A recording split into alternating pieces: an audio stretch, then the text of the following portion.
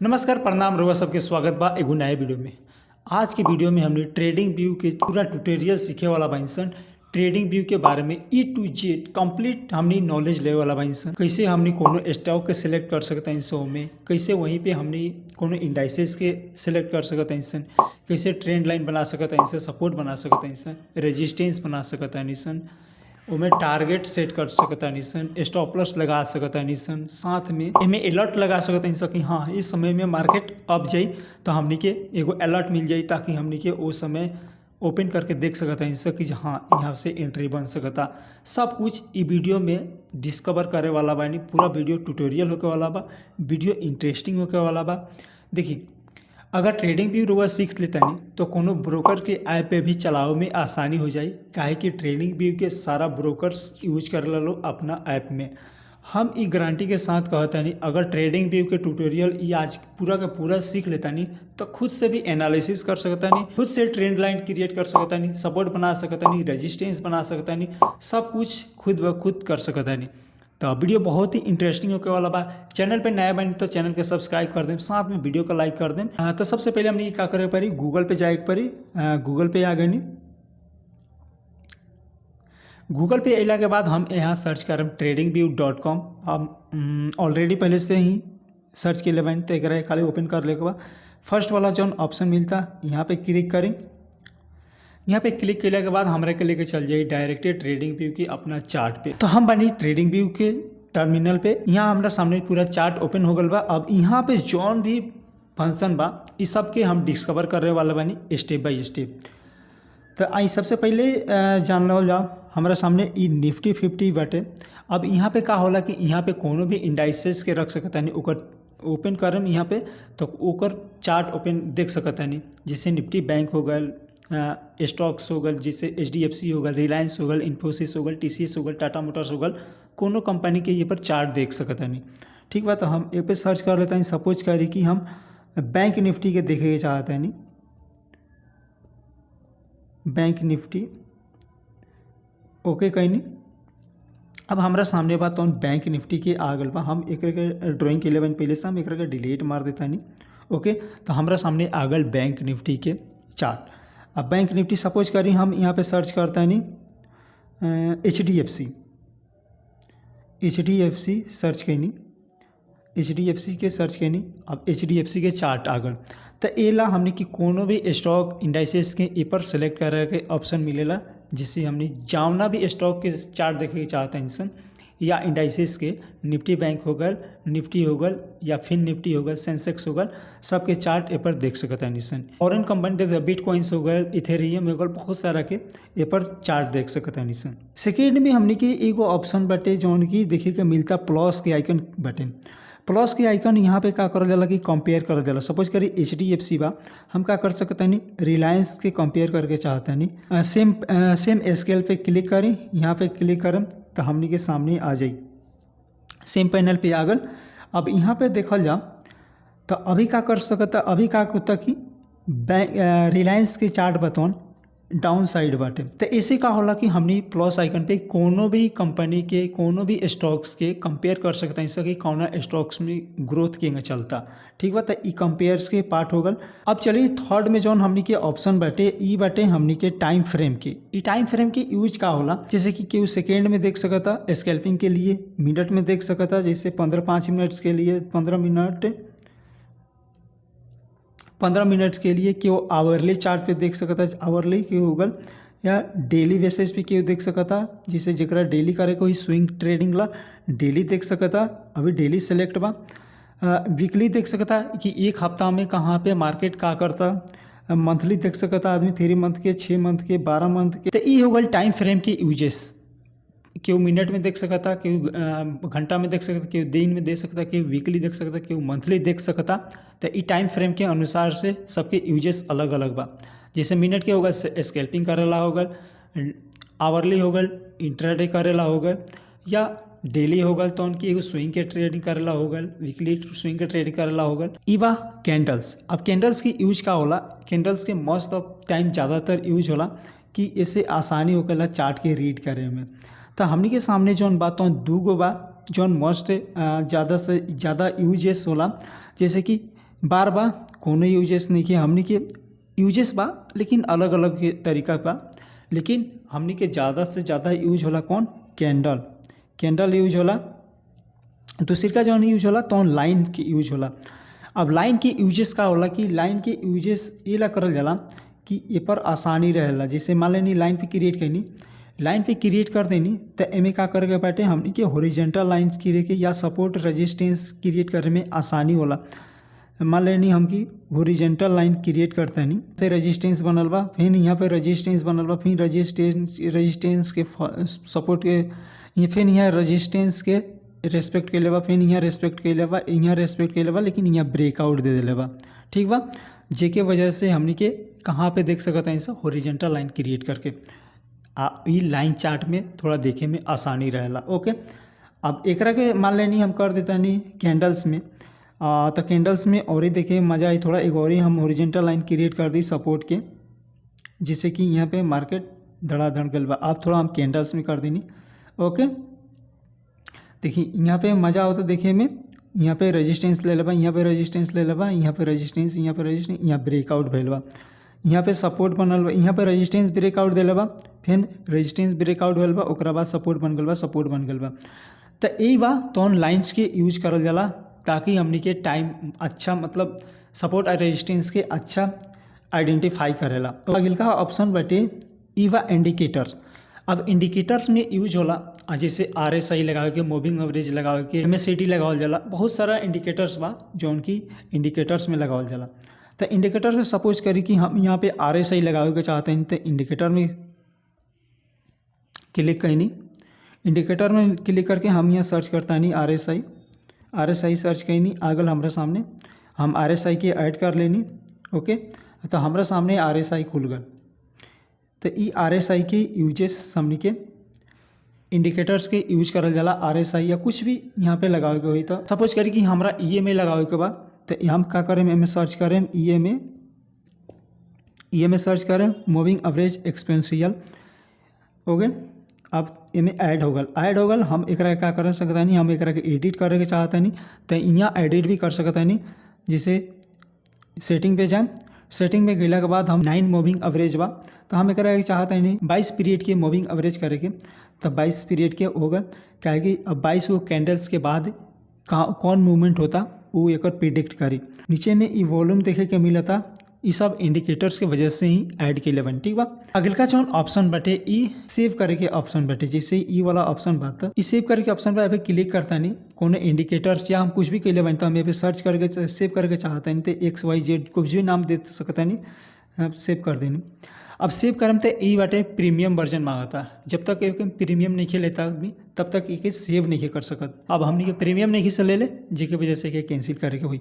अगल का जौन पॉइंट्स बाटे ई बाटे अलर्ट के ऑप्शन बाटे। यहाँ पे जौन बा अलार्म लगावल जला, अलार्म के ऑप्शन बा कि हाँ इतना बजे हमने के जाग जाए के बा, इतना बजे काम करे के बा, तो यहाँ बा अलर्ट के ऑप्शन। अब अलर्ट में क्या करे के पड़ेला, यहाँ पे मार्केट चला था 1855। अब हम थोड़ा अलर्ट पे क्रिएट करते नहीं, यहाँ पे क्या कहनी 1855 बा, हम थोड़ा 1860 पे क्रिएट कर देता नहीं। जैसे ही मार्केट 1860 क्रॉस करी हमरा नोटिफिकेशन मिले लगी, हमरा मोबाइल में बाजे लगी या लैपटॉप में बाजे लगी तो ई अलर्ट हो जाई। अगल का जौन ऑप्शन बटे ई बटे रिप्ले के मतलब ई भैल कि पीछे में का होता टे, मतलब पीछे में का भैल बा ना भैल सबके एक्सपेरिमेंट करेला रिप्ले से देखल जाला। बट ई का होला पैड प्रोग्राम में देखे के मिलेला, रीटेस्ट करके रीटेस्ट इसे कर सकता आदमी, लेकिन ई पैड प्रोग्राम के हिस्सा बा जिससे हमने की कोनो यूजेस नहीं के।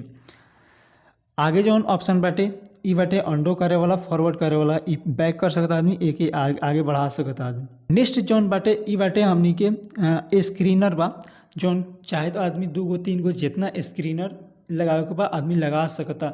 जैसे का होगल मान लेनी एक गो रुआ पास लैपटॉप बा या बड़ा स्क्रीन बा या बड़का स्क्रीन बा तो मैं का कर सकता है 2 गो 3 गो चार्ट देख सकता है एक साथ। और का कर पड़ला पैड प्रोग्राम ले के पड़ला। सपोज करी हम डबल पर क्लिक करता नहीं, डबल करे के चाहते नहीं तो एमे ना हो, काहे कि ई पैड प्रोग्राम मांगता है। ये देखिए प्रीमियम वर्जन ले के पड़ी तब जाकर डबल स्क्रीन देख सकता आदमी, ना तो एगो मोबाइल, टैब, लैपटॉप ई सब में अलग अलग करके देखी।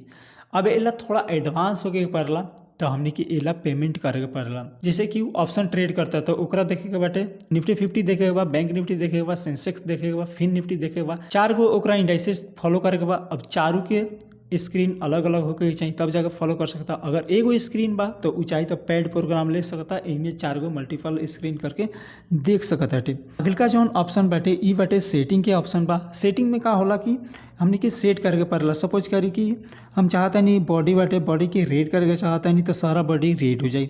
अब एक हम चाहता नहीं कि ग्रीन करके तो ग्रीन कर देनी, सारा बॉडी ग्रीन हो गल। तो ई का होला कि यहाँ से सेटिंग से जेंगा सेट करके चाहता नहीं सेट कर सकता नहीं। हाँ, ये थोड़ा नया नया बा जेके वजह से डिफ़िकल्ट हुई, बट अगर रउआ शुरू करता नहीं कुछ दिन थोड़ा दिक्कत हुई, बट कुछ दिन बाद अपने आप प्रैक्टिस हो जाए, हैबिट हो जाए तो खुद से रउआ एकरे इतना मास्टरी कर लेम कि रउआ बतावे की जरूरत ना पड़ी। जब तक छेड़छाड़ ना करम तब तक पटी ना। कल के सवाल जब तक लड़की छेड़छाड़ ना करल तब तक पटी ना। वही तरह जब तक चाट बा, चाट के छेड़छाड़ ना करम तले सीखेम ना। तो एक साथ जितना छेड़ के बाद छेड़ सकता है नहीं और इस सीखे में मजा आई। तो ठीक बा, ओके। अब मजाक करते नहीं है लड़की छेड़ के ई ना जे साथ हो गई है, बाद में पता चली कि चप्पल पड़े लगल। अब आगे जो ऑप्शन बाटे ई बाटे हमने के सामने फुल स्क्रीन करेंगे, फुल स्क्रीन कर देनी। अब हमने के ड्राइंग कुछ नहीं कर सकते, जौन ऑलरेडी पहले से ड्राइंग बा ओकरे के रह दो परी, एमें छेड़छाड़ नहीं कर सकते। अब एक बैक कर देनी तो फिर आ गई नहीं अपन ड्राइंग करे बा। अगल का जौन ऑप्शन बा कैमरा के ऑप्शन बा। कैमरा में का होला कि कोनो भी डाउनलोड करे के बाद चाहते हैं इमेज तो डाउनलोड कर देनी, डाउनलोड हो गल इमेज। ओकरा बाद पब्लिश के ऑप्शन बा। इनमें हम चाहते हैं कोनो स्ट्रेटेजी क्रिएट करके चाहते नहीं हम पब्लिश करे के, लोग से बताओ कि हम इतना पैसा कमैले बानी ई स्ट्रेटेजी से, तो एमे भी पब्लिश करे के भी ऑप्शन मिलेला, तो पब्लिक भी आदमी कर सकता आदमी। तो ये ऊपर वाला पार्ट बतौन खत्म हो गल। अब चल जाओ इस साइड वाला पार्ट के समझ लिया। ये एगो क्रॉस बा। अब क्रॉस के एक ही यूज का होला, तो एक ही यूज होला। मान लेनी हम कौन यहाँ पे देखे के चाहते नहीं, यहाँ पे देखे के चाहते नहीं, तो यहाँ पे हम देख सकते नहीं मंडे 7 अक्टूबर 2024 के रेड कैंडल बनल बाटे, जौना के लो लगैले बा 1614 रुपया के लो लगेले बा। ये कहाँ पे देखे के मिलता, यहाँ पे एगो लाइन क्रॉस होता, यहाँ पे रेड वाला जौन कैंडल्स बा बड़ा वाला ये देखे के मिलता, और 1600 यहाँ 14 रुपया यहाँ का प्राइस देखे के मिलता। तो ये क्रॉस के मतलब ये होला जहाँ से खींचे के बाद कुछ भी करे के बाद तो क्रॉस के ऑप्शन के सिलेक्ट होला। अब नेक्स्ट आ जाए तो एमे हमने के यूजेस बात टोन ट्रेंड लाइन की यूज होला, रे के यूज कोनो जरूरी नहीं के। आगे एक्सटेंडेड लाइन की यूजेस होला, ओकर बाद हॉरिजेंटल लाइन की यूज होला। बट ये 3 गो की यूजेस बाटे मस्ट ज़्यादा से ज़्यादा। तो ट्रेंड लाइन के कहाँ पे यूज होगल। अब मान लेनी हम यहाँ पे का करनी, यहाँ पे आ गए नहीं। अब ये से हम क्या करते हैं, यहाँ पे क्लिक करनी, आ यहाँ से एगो का करनी हम ट्रेंड लाइन खींच देनी। तो ये हुआ ट्रेंड लाइन के यूजेस। खुद से ड्रॉ करके चाहता रहा तो प्रैक्टिस करिए लो, आसानी से समझ में आइए कि ट्रेंड लाइन कैसे ड्रॉ करल जाला।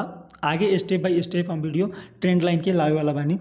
अगिल का जौन ऑप्शन बाटे हाँ ये बाटे एक्सटेंडेड लाइन की। एक्सटेंडेड लाइन की थोड़ा आसानी रहेला, इसे हम थोड़ा हम लाइन की क्रिएट लाइन पे कर देता नहीं।